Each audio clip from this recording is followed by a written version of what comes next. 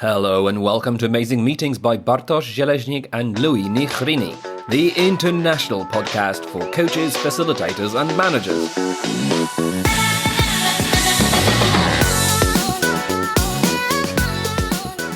Hello there, I'm Bartosz and welcome to episode number 8. Tonight we dig deep into the issue of procrastination and the reasons behind it, with a best-selling international author, Petr Ludwig. So that's why the procrastination is my key enemy, because I don't want to waste my life. I want to live a fulfilled life. I want to do things that matters, that they have a positive impact. We learn what makes us procrastinate on things and put them off forever. The biggest procrastinators are people that are very creative and smart. Because if you are creative and smart, you are smart and creative in coming up with excuses in front of yourself. We uncover where procrastination comes from and what are some strategies of beating it. Key recipe is to have a strong sense of purpose, to really have something that you believe that can really change some community or really something that can improve the world a little bit. How to end your procrastination. That's Amazing Meetings with Petr, Bartosz and Louis. So we have Petr Ludwig, who's a keynote speaker and author of the best-selling book The End of Procrastination, dedicated to overcoming the habit of putting off tasks and responsibilities. His book has been translated into 17 languages and sold hundreds of thousands of copies worldwide. Petr is a founder and CEO of a company called procrastination.com, which applies the latest scientific findings in neuroscience and behavioral economics to help individuals and companies in their growth. His core fields of interest are the purpose of work, value-based leadership, and critical thinking. Hello, Petr, and welcome to the show. Hey, and thank you for having me. Petr, I always make a joke with Bartosz that the only thing I'm a pro at is procrastination. It just seems to come so easily to so many of us.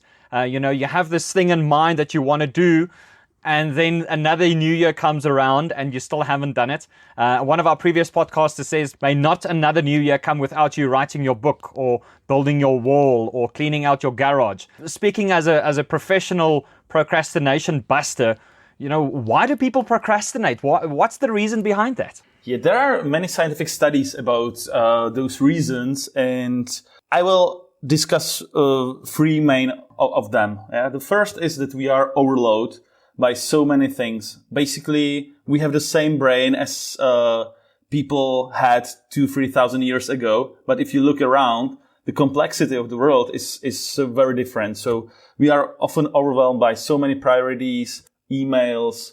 We are overwhelmed by social media. Basically, you have so many distractions all around you that we are very, very bad in terms of focus on one thing. So this is the first reason: the complexity of the world and the decision paralysis. Like, more choices you have, the more difficult is to choose one of those choices. The second reason is lack of a purpose at work, because we have a lot of data that in Western world, one of the main reasons of growth of depression is a lack of purpose. Basically, I live 3 blocks from Wall Street in Manhattan, in New York. And those people there, they are often working for very good money. They have best universities. But what you feel is that they are disconnected. Yeah? They don't believe in what they are doing. So there is no positive impacts or no meaning and purpose at work. And that's the second reason why we procrastinate, because if you see some important purpose of the project that you're doing, then you are much more motivated. You have much higher level of intrinsic motivation. So that's the second reason. So first, complexity and decision paralysis. The second is lack of purpose and lack of intrinsic motivation. And the third one is willpower problem. Like, you can train your willpower, but most people, they have very weak willpower. And what I mean by that is that you often know what to do, Basically, we all set those New Year's resolutions. We know that we want to exercise more. We know that we want to eat healthier.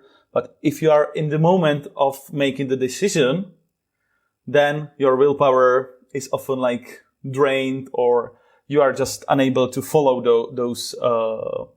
those wishes, or you are unable to follow your good intentions because your willpower is weak, and then you are unable to start with the new project. You are unable to go out and start running and so on. So those are three main problems. And there is a huge meta-analysis about procrastination. And it seems that the main reason is the last one, the third one, the lack of willpower. They call it the lack of self-regulation. So basically it's your inability to overcome negative feelings. So you have a negative feeling against a task, and you are just unable to start because of that feeling. So that was the summary. Let's make this a bit more real. Petr, our listeners don't see it, but I'm holding a Kit Kat bar. And it looks very tasty, and it's extra chunky with peanut butter. This show is brought to you by... No, it's not. I'm holding that Kit Kat bar right in front of me, and I know it's probably a bad thing. But I know that at some point in the day, my willpower is going to go poof, and I will almost subconsciously end up eating the whole thing. Right. What on earth is happening here? Yeah. The first reason is that if we are tired, that there is the greater chance that we are unable to follow those good tensions. So we know, and there's a lot of scientific data that tired people, they do much worse decisions. They are, I don't know, they are spending money on things they don't need.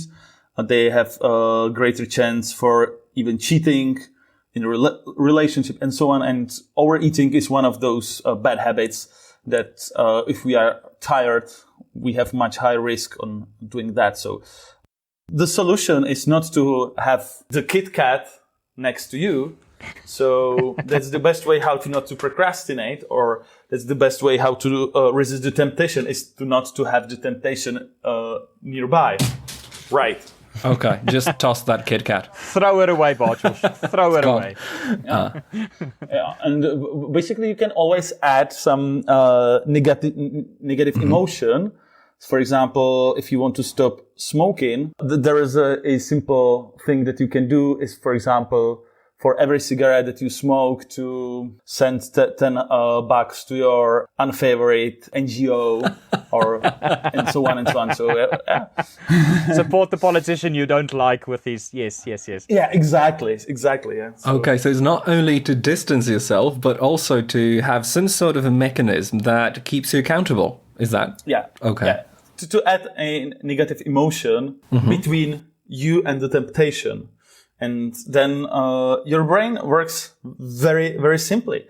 Like, you have the temptation, and if you do that, if you eat that Kit Kat, then you have a spike of your dopamine and serotonin in your brain. But if you have to do something unpleasant before, your brain remembers that too. So you have your Kit Kat, and then you remember the negative feeling, so you don't want to have it. So, and the brain is really stupid. Yeah? It works just like a Kit Kat and emotion and connect.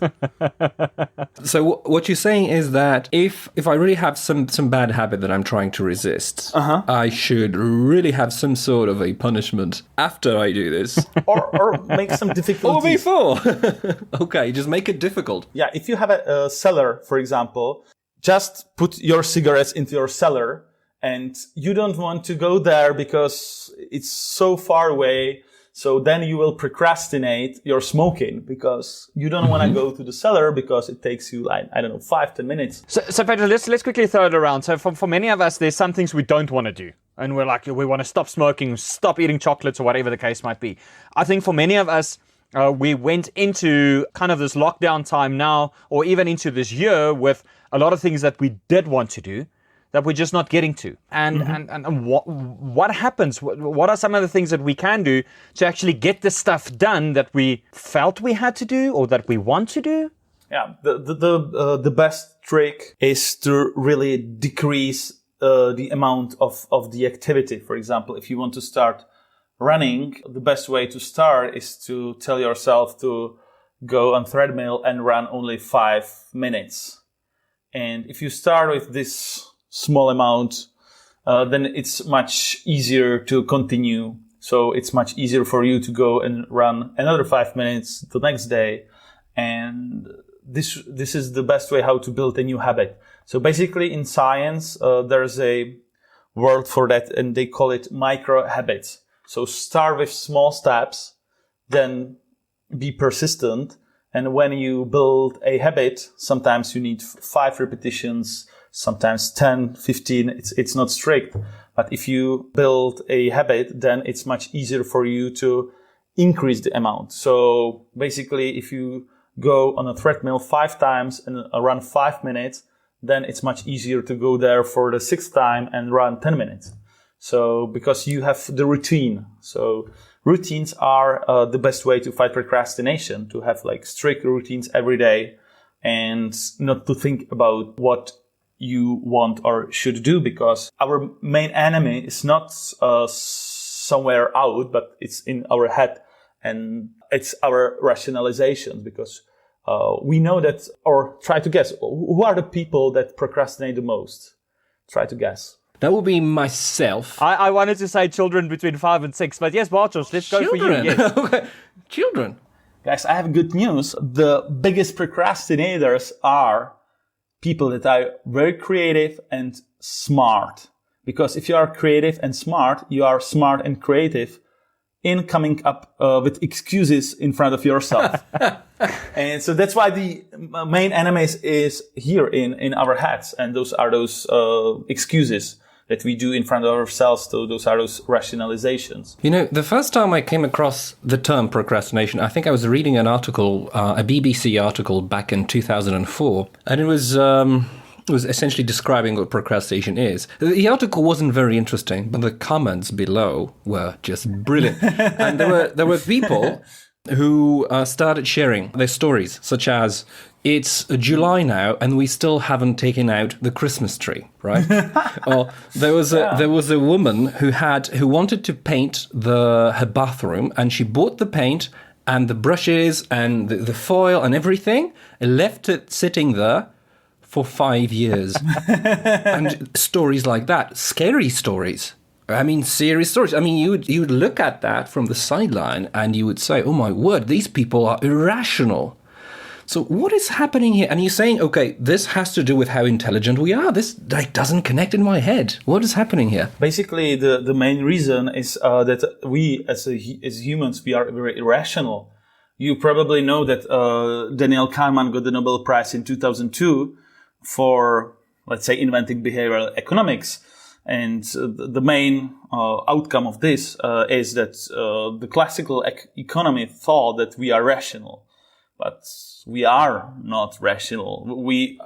Our decision making is more based in emotions than in rationality and logic.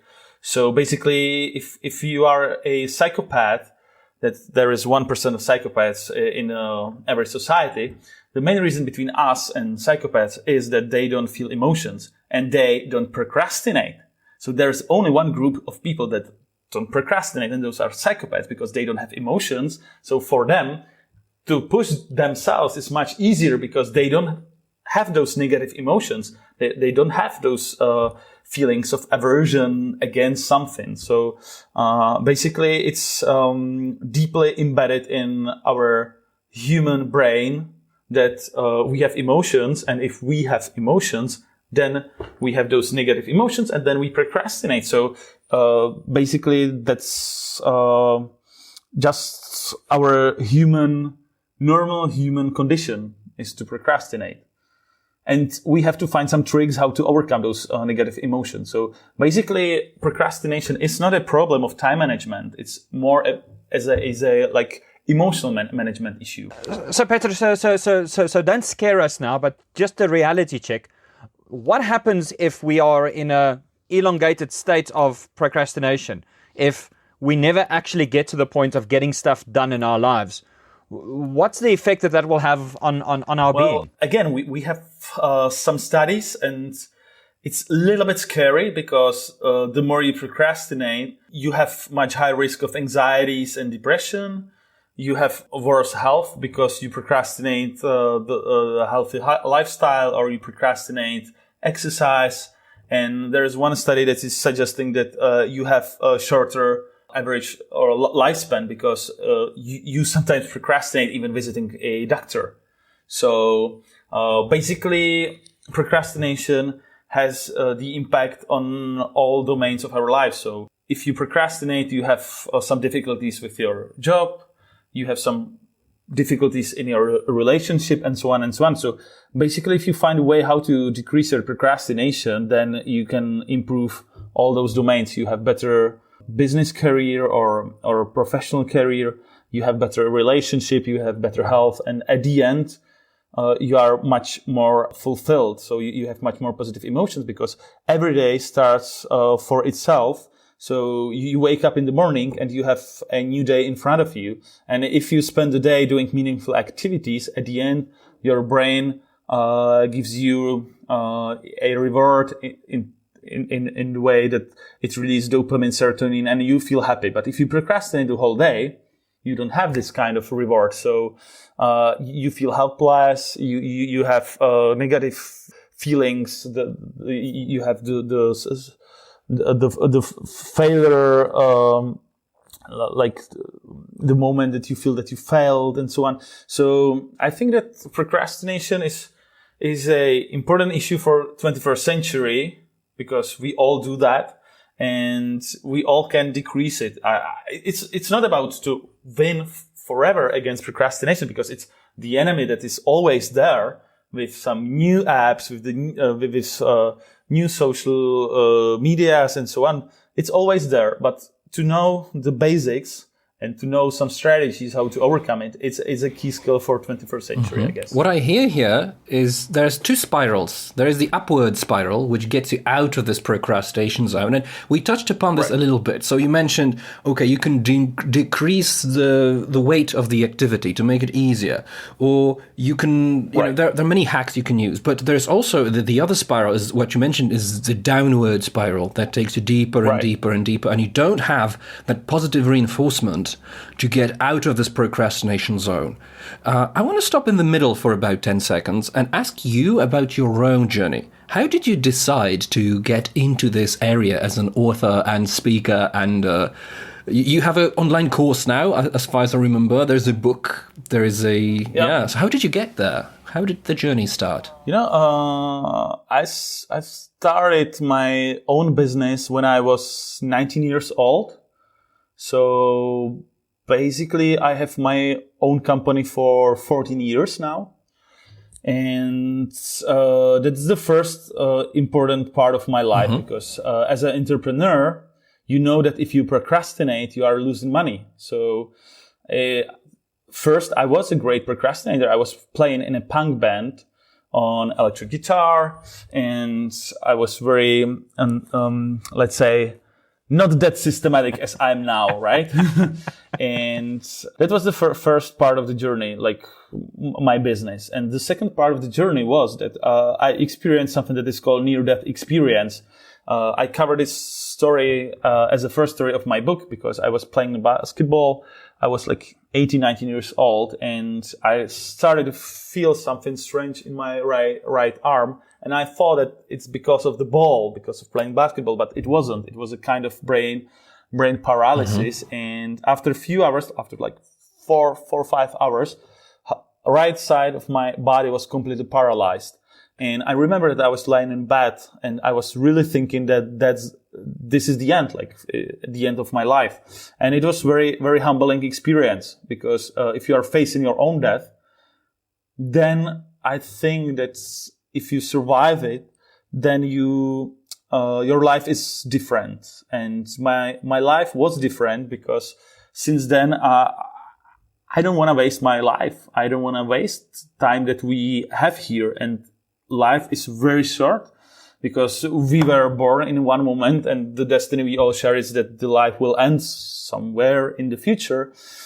and we have some time that we have here. And for me, the definition of procrastination is to waste this time. So that's why the procrastination is my key enemy, because I don't want to waste my life. I want to live a fulfilled life. I want to do things that matters, that they have a positive impact. I want to build meaningful relationships and so on and so on. And procrastination is just the opposite.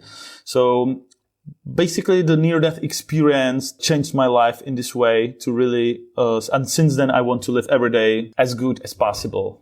And good day for me is meaningful, fulfilled day, without procrastination. So Petr, so with that in mind, what are some of the projects that you're currently not procrastinating on? What is the thing that's keeping you busy right now that you are actively seeking to have more of? Yeah, actually, we were in a deep trouble after the lockdown because our main business is about big conferences. We do 5 big conferences in Prague and in New York, and everything was canceled in 1 week. So everything was canceled.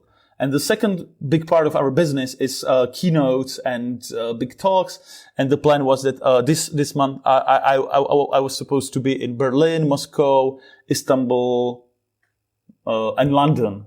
And they canceled all those talks just in 1 day. So, and I realized that 90% of our business is canceled. So we were thinking like, what to do now? Like, should I write a new book, or should I like do something else?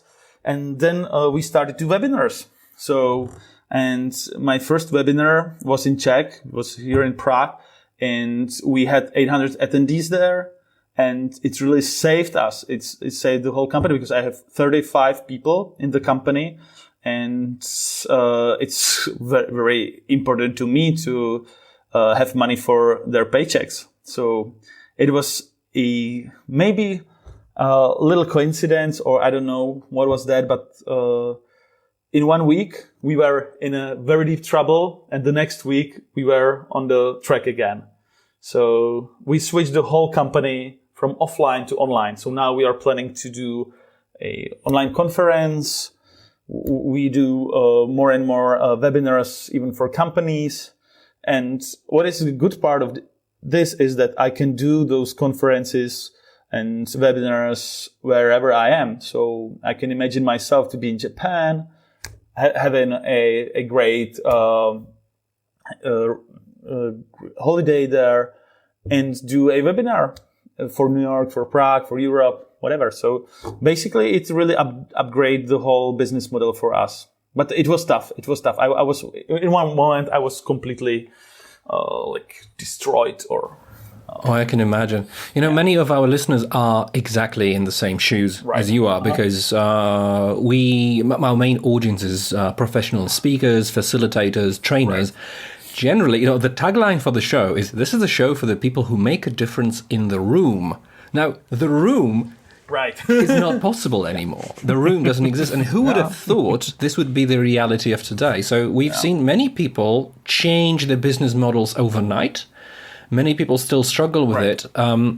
What I think the biggest ask from our listeners is, what should I do now? Right? Should I focus, exactly as you said, should I focus on launching the book? Books bring you revenue a year from now, perhaps, if you're lucky, right?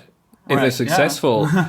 Exactly. Yeah. But what you're saying, webinars seem to be like a successful formula for you. Could you tell us a little bit about how did you come to this realization? I think that the main reason why it works is that we already have a huge audience here in Prague, because we do this business for 10 years now. And basically we do 5 big conferences, the biggest conference about leadership, the biggest conference about critical thinking. So we have a huge list of clients. So basically when we started webinars, we only send the newsletter to them. Hey guys, we have a new product. It's online. And it was easy for us. I could not imagine to do the same from scratch without this list of our clients. And I really believe in social media. So that's why I'm now focusing on building my Instagram account, because what we realized when I shared the information on my Instagram, we've got 150 registrations just from one story. So I was like, hey guys, we have webinars. And then 150 people register in one day. So for me, it's a long-term project. So basically, I don't believe that you can do webinars from scratch. I think that if you already have your base, then it's easier. If you don't, it's going to be really tough because there are many competitors, and then you only have to have a special niche, special or some very innovative ideas or something. But really, to just start a webinar without audience or without a brilliant idea or without a specific niche would be very difficult. You've gone through the cycle a couple of times now. You've had your webinar on. What are some of the things that you've learned going through this process of actually taking offline content and putting it online for the same, or in many instances for a new audience? Yeah, the main problem is that it's not that funny. Because when I'm on stage and when I have 500 people in front of you and I do a joke, then you have a feedback. So it's fun. But if you are doing jokes just to your camera and no one is laughing, so it's a little bit weird, right? So I still prefer like the real people and the real audience. So I'm looking forward to the end of the lockdown because I miss people. I really miss those situations when you are on a stage and you have that kind of. It's much stronger. The rush of your emotions is much stronger when you are standing alone on a stage and you have like 500 pairs of eyes watching at you. So you cannot do this online, I think. So. Online is much more boring. Yeah, but, I agree. You asked what I've learned. So I've learned that people now are much more open to online content, and probably you see the same with the podcast. Like my podcast is growing, and I'm very happy with that because, well, people with the lockdown, of course, they spend much more time with Netflix or with procrastination, but. Luckily, I hope that many people, they don't procrastinate, they do something for themselves. So they are listening to podcasts, they are working on themselves. And I think that this is just a great moment to really work on yourself because you have time for that and you don't have those distractions. So, and there was a article from The Guardian, and the outcome of the article was that actually there was decline of anxieties among people because some people have anxieties because of their work. And if they are doing from home, if they are on home offices, then something changed for them, and it can be also positive. So of course there can be a negative impact of the lockdown, but I really believe that we can really start new projects. We can really start to think out of the box and start some new online products, not just webinars, but there are many other things that you can do. Before we started this conversation, you actually spoke about how you used your online presence to launch a new product and to actually start a whole new movement. So I hear you, 500 people, live audience is awesome, and you're having an impact in the room. But tell us more about your global initiative that you are currently rolling out, and where did that start and where is it now? Yeah, man, it was really the strongest moment in my life, and it started. I remember it was March 20th, let's say, yeah. And I was in New York, I was in Broadway, and I was watching one of their shows there, and I left and I felt like, hey, I have the best week in my life. And then I've got a text from my friend, and she's a journalist, and she wrote me something like, oh, do you know that Donald Trump is going to cancel flights from Europe? I was like, no, this is not possible, right? And in 2 hours, Trump really canceled flights from Europe. And I remember that in that moment, I just bought a ticket for the next day and I left New York just from one day to another. And I was the only one on board that airplane that wear a face mask. And in the time there was already outbreak in Italy. There were many cases even in New York. And I was thinking like, who's crazy? Those people without mask or me with a mask? Yeah. So I was really like, and I asked my Instagram followers what they think. And 80% of them, they told me like that I should wear a face mask. So there was a huge gap between like what people think and what they do in reality. And for the record, this is the first time in history where Instagram made a sensible decision. Right. So, and when I've arrived to Prague, I did a research because normally I do lectures on critical thinking. So my one key area of interest is to really read. I read scientific papers, and I'm trying to like dig into the science and make some like connection between those studies, and then to simplify them for the public. So, and I did the same. What I did with procrastination, I did the same with masks. And what I realized is that there was like more than 30 studies about face masks. And the outcome was that it works. It really works. And not just those professional masks, but even like basic face covering. Mm-hmm. You can use your old t-shirt. And I was really surprised that I was in the moment that I knew that there is a huge problem, the coronavirus, and people are dying every day. And there is very simple solution that everyone can do just now with his or her t-shirt, old t-shirt. So, and I recorded a video, and I started a movement that is called Masks for All. And I asked some top influencers here in Czech Republic, in Prague, to take a picture of themselves in a face mask. And what happened was something really crazy. In the beginning, less than 1% of people wear face masks. And 3 days, more than 60, 70 people, percent of people wear face masks. So we really changed one country in 3 days.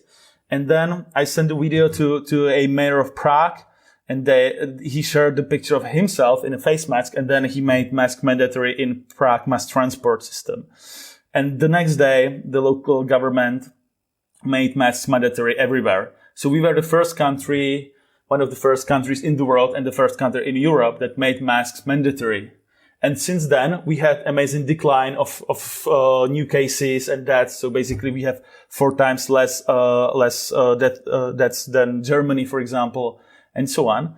And what worked here was that the whole idea of masks and connection with influencers, and then I connect with some top scientists, and we really test the hypothesis with the science. So basically, I started cooperation with the president of Czech Technical University and so on. So then we made a viral video. I have a friend that she's an actor. She lived in LA. So we made a viral video about face masks, and we put it online. And that was really the strongest moment in my life, because it really went viral, like the coronavirus. And the video, we know that the video has now more than 10 million views, more than 100 million views. Oh, wow. And it was featured in news, in CNN, in BBC. We knew that the video was, for example, in Israel news, and the next day Israel made masks mandatory. The video was even mentioned by mayor of Los Angeles the day before Los Angeles made masks mandatory. And we slowly changed the mindset of many people. We changed the mindset of CDC, of the US agency that is doing the recommendation for US government. And what was funny, that the head of CDC, he mentioned the main line of the video, "My masks protect you, your masks protect me." Mm-hmm. And he mentioned it on one of those briefings with Donald Trump. And our prime minister sent the video to Donald Trump directly through Twitter. So I was, every day I was like sitting and I was like, is this really happening? Is this the real, there is a biggest threat the coronavirus, and we have the simple solution, and now it works. And now like more than 60 countries, they have masks mandatory in some form. So basically, I really believe that this movement, and it's not just my work. Now we have like thousands of volunteers around the world, in Africa, in New Zealand. But what I really believe that this movement saved many, many lives around the world. Wow. And the reach of the campaign now is bigger than a 1.1 billion. So it's crazy. Wow. It was, for me, it's much more important than my book about procrastination. All right. Coming back to procrastination for 10 seconds. I don't want to, because this is what we do. When something gets really interesting, we jump in head first. But I'm sure some of our listeners actually came here to listen to, okay, what's this procrastination thing? And we had a conversation with Louis before the show about the lockdown. So there is a connection here. Bear with me. So the lockdown, I think in some of us brings the best of us, the best version of ourselves. But in some of us, it brings the worst version, absolutely worst version of ourselves. So what is your recipe for letting the lockdown create the best version of you? I think that the key recipe is to have a strong sense of purpose, to really have something that you believe that can really change some community or really something that can improve the world a little bit. So, for example, when I was working on that video about face masks, I was not procrastinating. I was working like 14 hours in a row on that, just without procrastination, because I saw a huge impact of that. So basically, the best motivation is not to think about yourself, but ask yourself how you can use your strengths to do a positive impact on the world.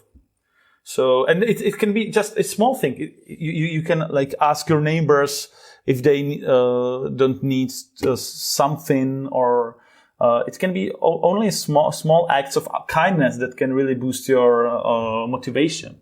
So basically, we know that one part of depression is that if you think too much about yourself, then you have high risk of depression. And if you think more about others, how to make them happy, not how to make yourself happy.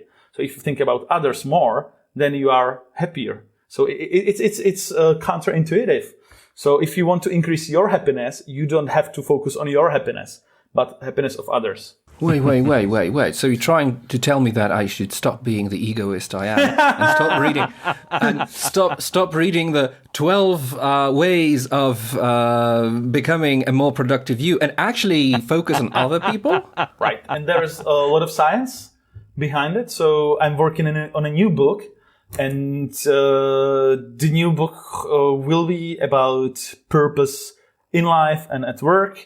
And the main outcome of the book will be this key idea: to be less selfish and more selfless, and do things that can really improve lives of others. One of our previous interviewees that we had, Piotr, in our previous episode, one of the quotes that he said that really struck me is if you're bored, you need to choose between entertainment or challenge.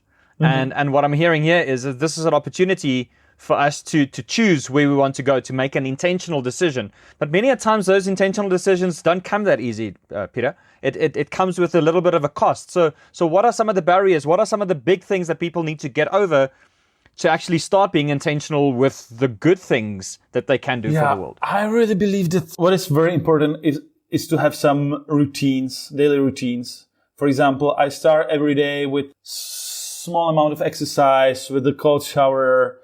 And if I start a day with this routine, then I feel already a little sense of accomplishment, and it helps me to then focus on bigger accomplishments. So I think that what is very important is to have some small wins every day, and it can also improve your willpower, because you can train your willpower in the long term. It works like muscle. So every time you exercise, you are improving your willpower. And then I really believe that now it's more about like trying new things and think outside of the box, and not to really be afraid about failure, because some people, they are too much afraid about the failure that they are unable to start. So, and in this situation, like in the situation of lockdown, we have plenty of time, so we can fail. You can start your podcast and fail and nothing happened. So I really believe that in this situation, under the pressure of the virus, under the pressure of uncertainty, I really believe that people can start to do new things more easily or without risk, because we are already in a risk. So we have nothing to lose. Exactly. We're already in a crazy situation, so... Yeah, we are already in a crazy situation, so let's make it even crazier. And I think that's an important message for all the business leaders out there, that, okay, look, the stuff has already hit the fan, and how much worse can it get? You know. Yeah. So I think it is the ultimate time to get creative and actually make risky decisions. Such as in your case, it was going into webinars like head first, boom, and suddenly it saves the 35 employees you have.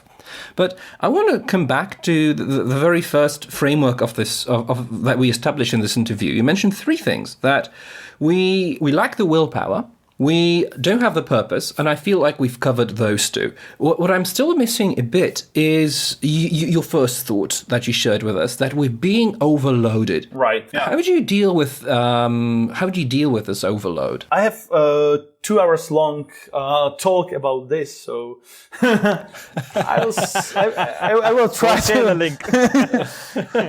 shorten a bit. No, I really think that what is very important is to have a courage to uninstall some apps. So basically, I don't have Facebook on my cell phone. I don't have LinkedIn on my Facebook. I don't have Twitter on my cell phone. I only have Instagram.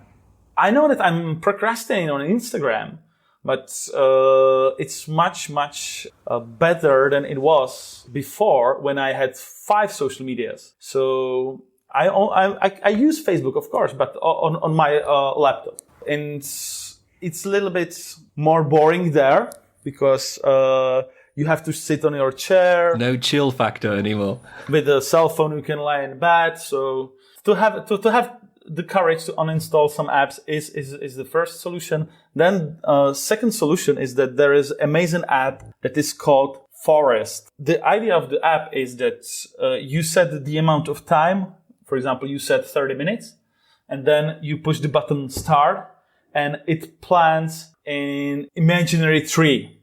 And if you cancel the app, the tree dies, and you don't want to kill the tree because you built your forest. So basically, I have like hundreds of healthy trees there because I accomplished this hundreds times. So the next time I'm using this app, there's a higher chance that I really want to have another healthy tree there, and I don't want to have the dead tree there. So it works perfectly. For me, it works 100%. So if I really have to focus on something, if I really want to shoot a new video, I set the Forest app for 60 minutes, and I really know that I will focus, and I will be not distracted by my cell phone. So the name of the app is Forest.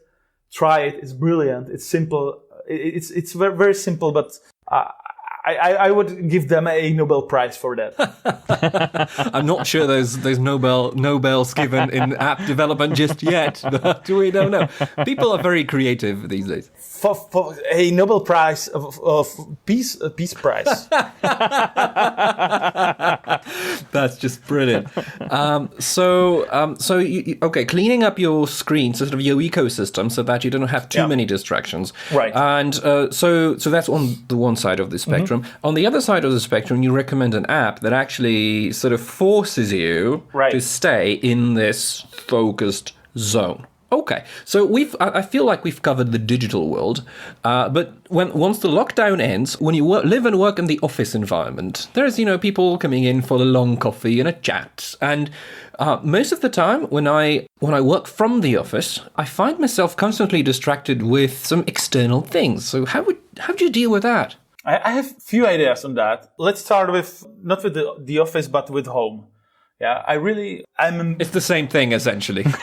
I'm a minimalist, yeah. You can see that I have like nothing here.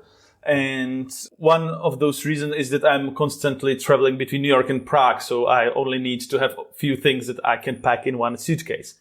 But I love Japan. I go to Japan every year for 1 month and I do nothing there. It's my like ritual of restarting my willpower and everything. And I really love temples in Kyoto because they are very simple. You have almost nothing there, but you feel like sense of peace or something.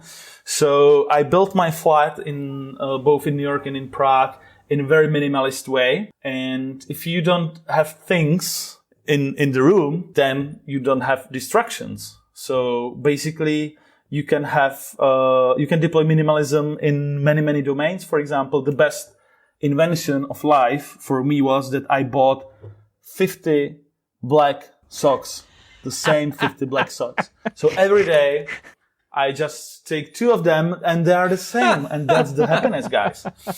So, and of course I have like 10 of these black t-shirts. I'm always wearing black t-shirts. I just don't care about the fashion that much. So, but it really helps me to focus on what is important.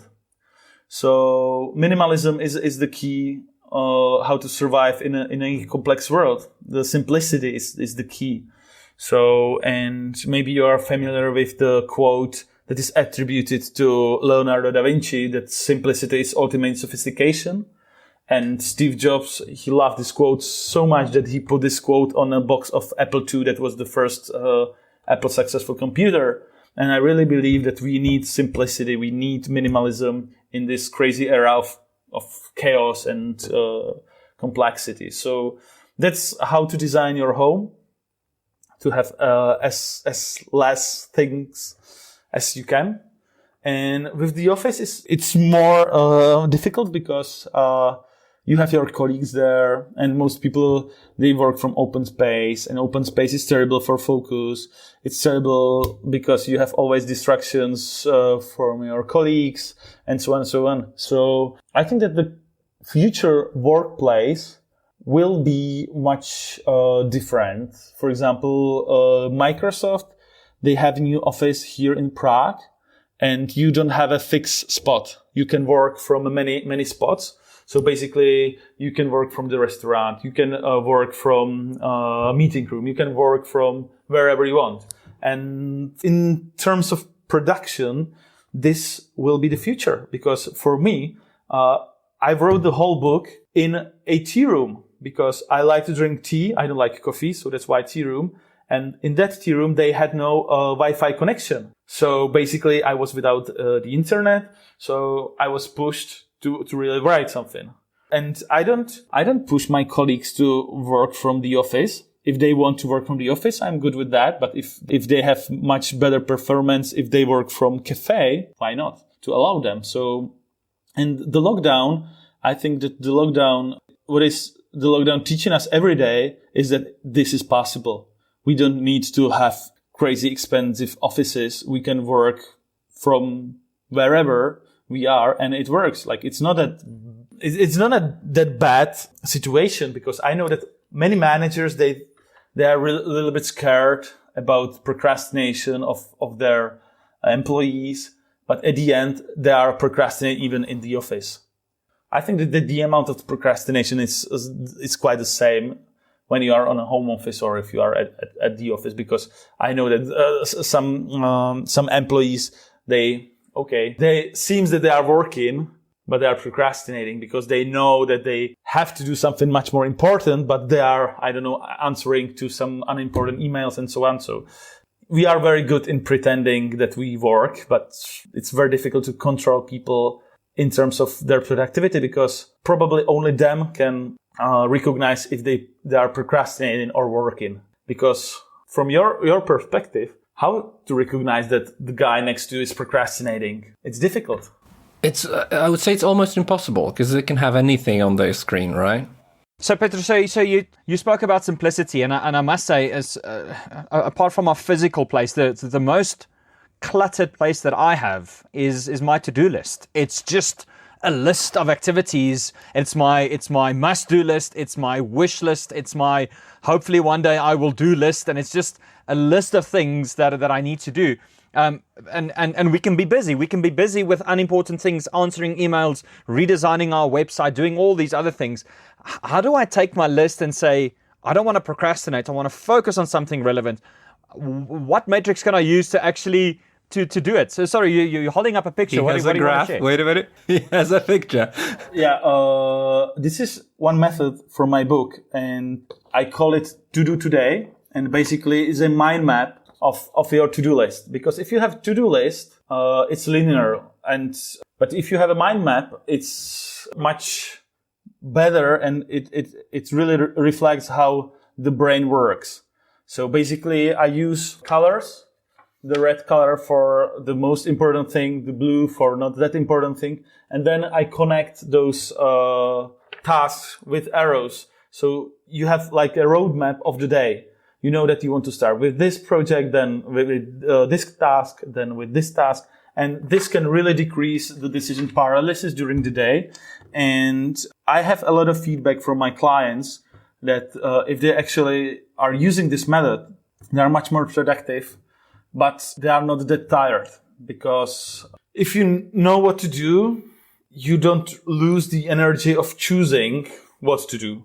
So basically, you keep the energy for those tasks, and not you don't waste it with the decision making.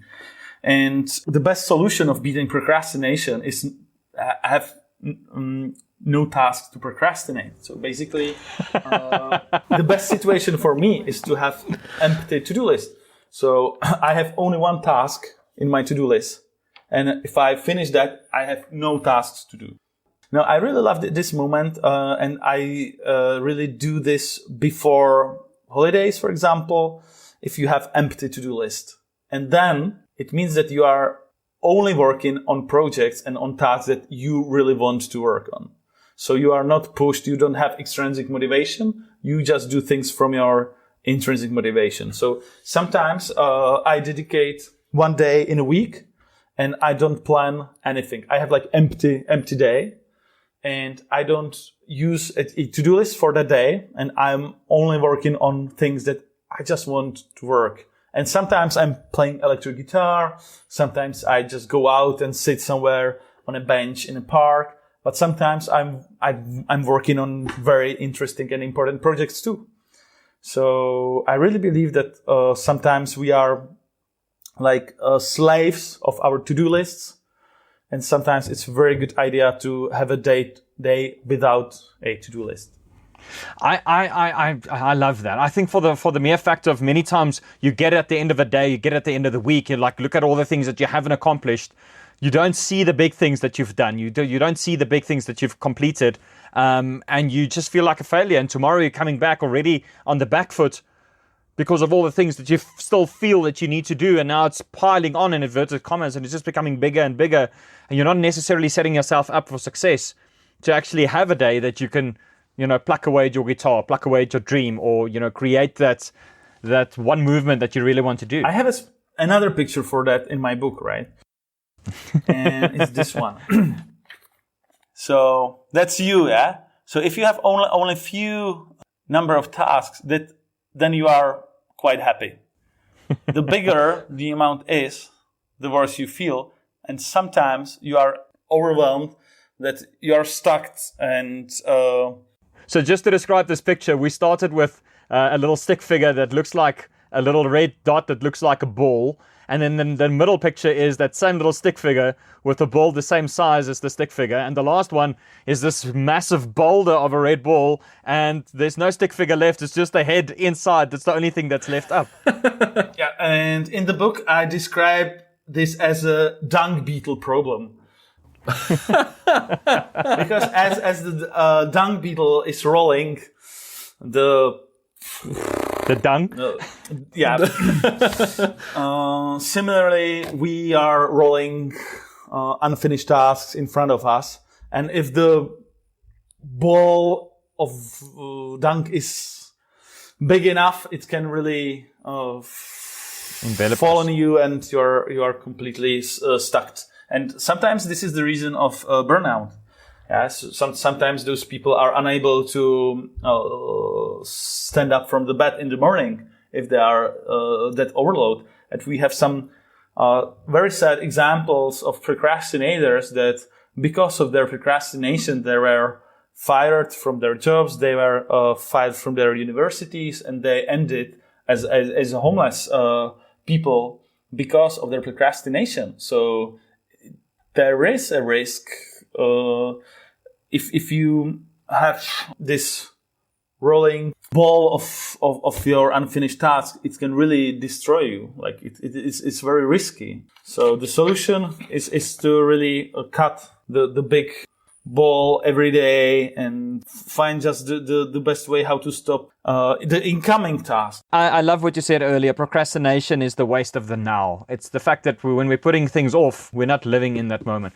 So, Petr, finally from you, some closing thoughts, something that you want to leave our listeners with, some websites or something like that you want to point them towards to grab the now. Okay, 2 ideas.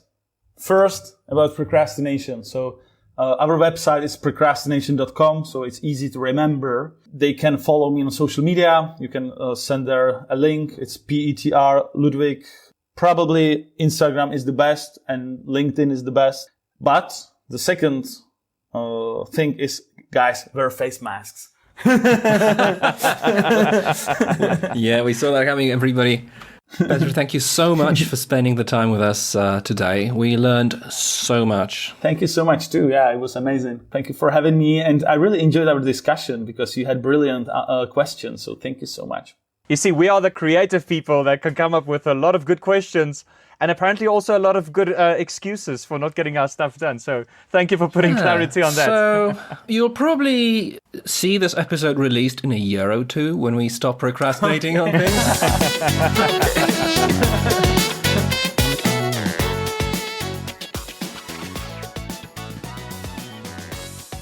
Bartosz, what an interesting interview we had with Petr now, and so many takeaways. What's the one thing that stood out for you in this interview? Well, for me, one thing that stood out is that there is a winning formula for beating procrastination, and it actually breaks down into 3 different things. Us being overloaded with the complexity and the decision paralysis it involves. And the second is that we lack the purpose of work, at work. So we need to be much more purposeful in the things that we do to beat procrastination. And finally, the willpower problem. And trust me, if I hadn't tossed that Kit Kat away, I would have eaten it. And now it's sort of, it's behind the armchair, so I'm not sure I can get there anytime soon. But I think hacks like that, so making these things that you don't like in your life harder, is the common sense approach here. So I really love the framework he set up, and it opened up so many doors in my head. What about you, Louis? What did you take away? I think one of the things, just to add to that, is just where Petr just spoke about the small wins every day, is to really set yourself up for success, and start with the habits every single morning, getting up, doing your exercise, taking a shower, already starting on the front foot and saying, I have already had a successful start to this day, and then going forward. I think the thing for me to go and reflect on is the quote that says, procrastination is the waste of the now. I'm stealing from my existence now by putting something off, and I'm not using this time effectively or intentionally. And because of that, we get to tomorrow and we have the same to-do list as today, and we get to next year and we have the same unfulfilled things that we still want to do, and we're kind of missing the moment now and living in success and in living in really intentional achievements, doing the things that we really want to do and getting around to actually doing it. Yeah, and my quote of the day is that beating procrastination is not about time management, it's about emotion management, which is a game changer for me. So big takeaways from a great interview with Petr Ludwig. You can find Petr's contact details, social links, and the link to the big video in the show notes below. So, from Poland, this is Bartosz, signing off. From South Africa, this is Louis. Enjoy your day.